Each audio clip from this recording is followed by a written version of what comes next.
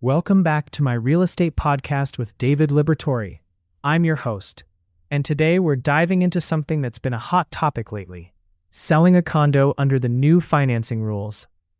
David, thanks so much for being here. Hey, thanks for having me. Yeah, this is a really important topic right now because a lot of sellers are getting caught off guard by how much the financing landscape has changed for condos specifically. Okay, so when you say the financing landscape has changed, what exactly are we talking about here? Like, what's different now compared to how it used to be? So the big thing is that lenders have gotten much stricter about condo financing. They're looking at things like the percentage of owner-occupied units versus investor units, the reserves the HOA has, and whether there are any lawsuits pending. It's a whole checklist now. And if a condo complex doesn't meet those criteria, it becomes really hard to finance. Oh, wow. So you're saying that even if a buyer is qualified and ready to go, the property itself might not qualify? That's wild. Exactly. And that's where sellers really need to understand what they're dealing with. You've got to know your building's financials, your reserves, your occupancy rates. All of that matters now. If your condo building doesn't meet these lending standards, you're limiting your buyer pool significantly.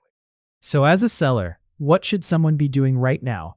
Like, what's the playbook here? How do you navigate this? First, get ahead of it. Pull your building's documentation and understand where you stand.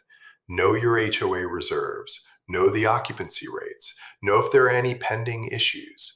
Then, be transparent with potential buyers and their lenders from day one.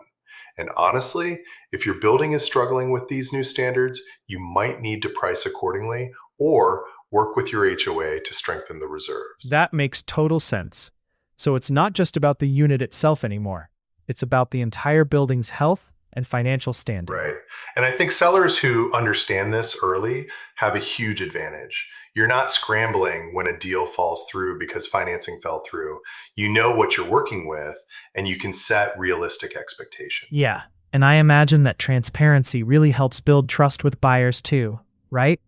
Instead of surprises down the line. Absolutely. It's actually the best move for everyone involved.